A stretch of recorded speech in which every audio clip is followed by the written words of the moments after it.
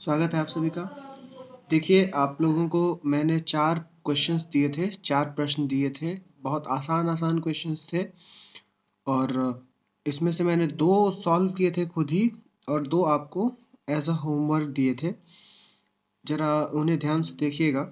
पहला जो प्रश्न था वो था कि बल F is equals to 2I plus 4J plus 5K newton किसी कण पर कार्य करते हुए उसमें S is equals to 3I plus 2J plus K metre का विस्थापन करता है।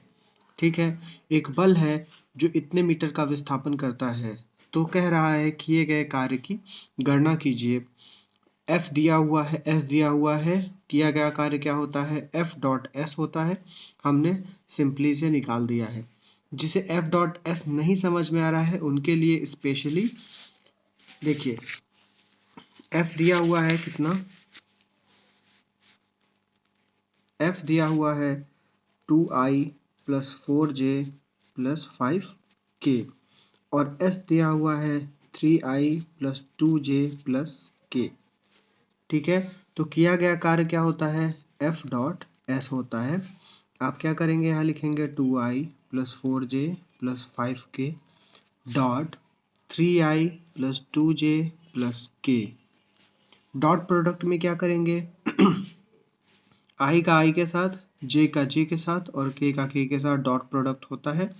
I डॉट I 1 हो जाएगा, J डॉट J1 हो जाएगा, K डॉट K1 हो जाएगा। बाकी किसी की चिंता हमें नहीं करनी है। तो ये देखिए क्या आएगा, 2 इंटू 3 आएगा प्लस 4 इंटू 2 आएगा प्लस 5 इंटू 1 आएगा।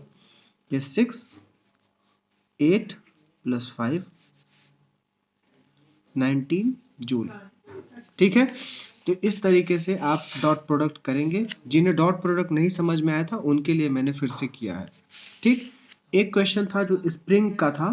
एक स्प्रिंग जिसका स्प्रिंग नियतांक 50 न्यूटन पर मीटर है, इसे मूल लंबाई से 1 सेंटीमीटर दबाया जाता है। लगाए गए बल तथा किए गए कार्य की गणना कीजिए। देखिए, स्प्रिंग का क्वेश्चन इससे पहले आपने अगर किया होगा तो ठीक, नहीं किया है तो कोई बात नहीं। स्प्रिंग में आपको सिर्फ एक दो चीजें मिलती हैं। पहला F बराबर माइनस के एक्स और दूसरा U यानी potential energy is equals to 1/2 के एक्स स्क्वायर। जहाँ x क्या है, x या तो कंप्रेशन है यानी स्प्रिंग को मूल लंबाई से कितना दबाया गया है, या एलोंगेशन है यानी मूल लंबाई से कितना खींचा गया है। मान लीजिए एक स्प्रिंग है और ये इस समय अपनी नेचुरल अवस्था में है। ठीक है, तो इसकी लंबाई टोटल ये कुछ होगी। ठीक है, मान लीजिए L लंबाई। इसको हम खींच देते हैं, खींचेंगे तो क्या होगा, स्प्रिंग इस तरीके से हो जाएगी। इस समय जो स्प्रिंग की लंबाई है वो कुछ बढ़ गई, जितनी बढ़ी वही क्या है, x है। मान लीजिए इसको दबाए होते,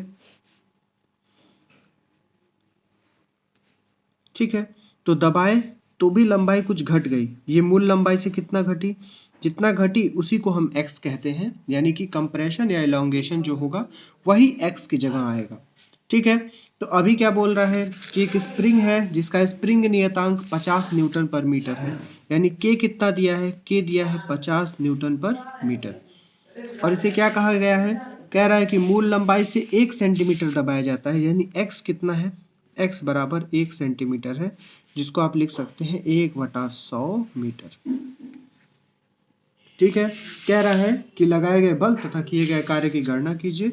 आपको ये दोनों फॉर्मूला पता है। लगाया गया बल क्या होगा, माइनस के एक्स, वो आ जाएगा -50 इंटू एक्स बराबर 1/100 माइनस 1/2 0 माइनस 0.5 न्यूटन।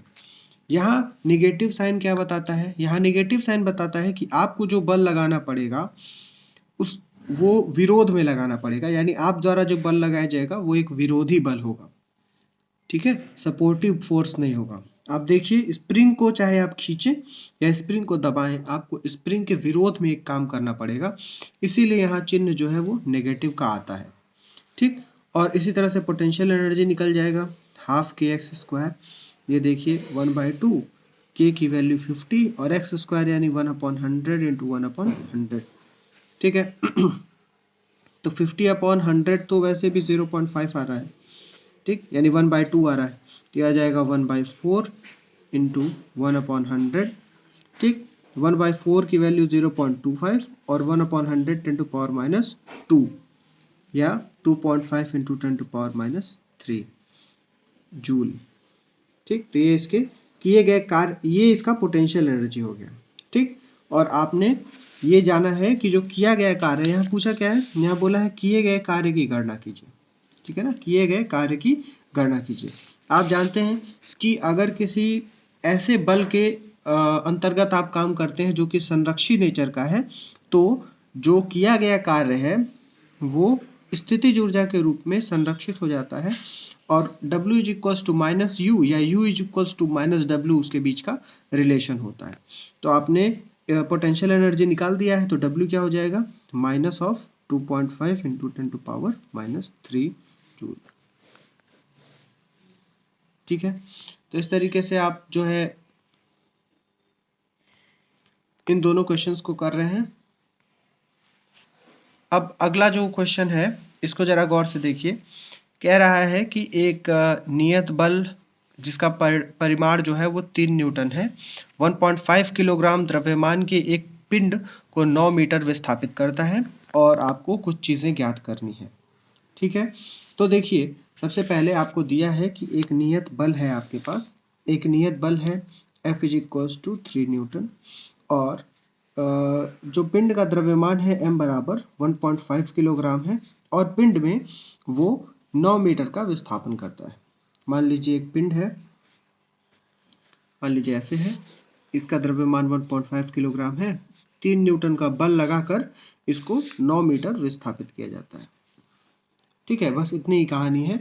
और आपसे ये पूछ रहा है बल द्वारा उत्पन्न त्वरण। सबसे पहले आपको क्या पूछ रहा है, त्वरण क्या है।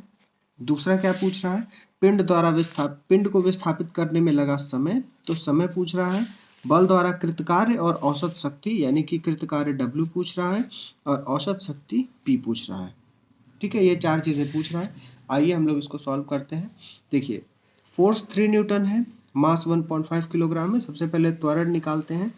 त्वरण इज इक्वल्स टू F/m से आप इजीली निकाल सकते हैं 3/1.5 यानी 2 मीटर पर सेकेंड स्क्वायर, ठीक है। ये आपका त्वरण हो जाएगा। अब दूसरी चीज बोल रहा है कि विस्थापित करने में कितना समय लगा, ठीक है।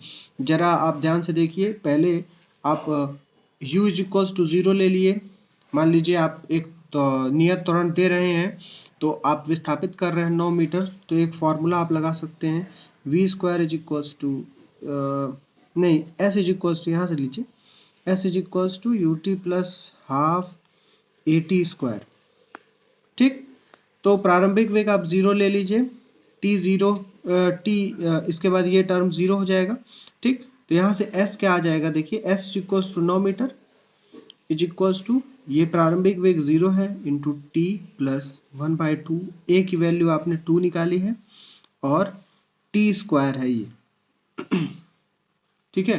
तो यहाँ देखिए आ जाएगा, ये तो 0 हो जाएगा, 2 से 2 कैंसिल हो जाएगा, यानी T² इज इक्वल्स टू क्या आएगा, 9, यानी T इज इक्वल्स टू क्या आएगा, 3 सेकेंड।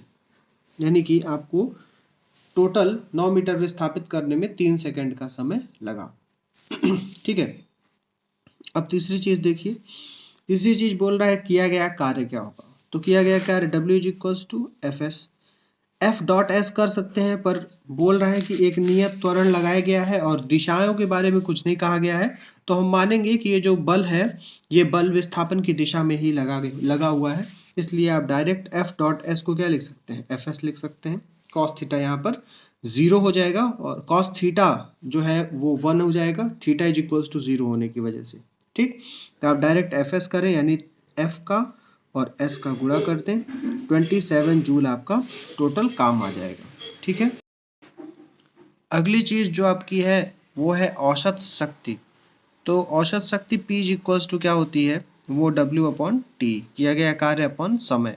तो 27 जूल काम किया गया है और 3 सेकंड का समय लगा है, तो 9 वॉट आपकी औसत शक्ति हो जाएगी, ठीक है। तो बहुत आसान क्वेश्चंस हैं और सिर्फ फॉर्मूला बेस्ड है, आपको कहीं पर भी बहुत ज़्यादा दिमाग लगाने की ज़रूरत नहीं है, ठीक है।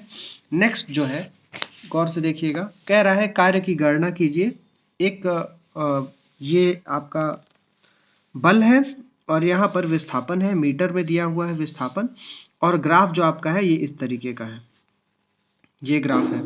ठीक है, यहाँ 4 मीटर का विस्थापन है, यहाँ 10 मीटर, यहाँ 12 मीटर का, और ये 5 न्यूटन का एक नियत बल है। ठीक है, अब देखिए यहाँ पर 5 न्यूटन का बल एक नियत बल है, और अब आपको इसमें किए गए कार्य की गणना करनी है। आप जानते हैं कि जब भी आपको बल और विस्थापन के बीच में कोई ग्राफ दिया जाएगा तो विस्थापन अक्ष के साथ ग्राफ कितना एरिया कवर कर रहा है वही आपका किया गया कार्य हो गया। यानी आपको टोटल ये पूरा एरिया जो है इसे निकालना है। ठीक, जरा इसको नाम दे देते हैं, मान लीजिए इसको बोल देते हैं ABCD, इस पॉइंट को E कह देते हैं, इस पॉइंट को F कह देते हैं। ठीक है, यानी आपको कुल कार्य जो होगा W वो किसके बराबर होगा, ट्राइंगल ABF के प्लस ट्राइंगल CED के प्लस जो आपका आयत है BCEF के। इन तीनों का एरिया निकाल लें का क्षेत्रफल, इन सबका क्षेत्रफल निकाल लें तो आपको तुरंत ही मिल जाएगा। ठीक, अब देखिए ये एक त्रिभुज है, समकोण त्रिभुज है।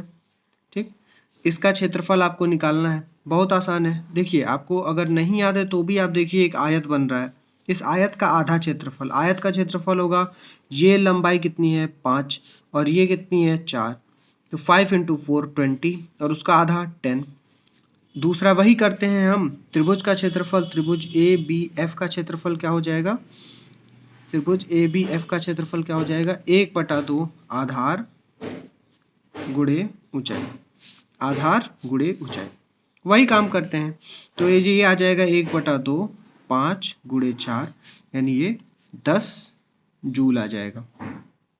ठीक है, क्योंकि ये 5 न्यूटन है और 4 मीटर है, तो न्यूटन मीटर मिलके जूल। उसके बाद त्रिभुज ये CED का क्षेत्रफल निकालते हैं।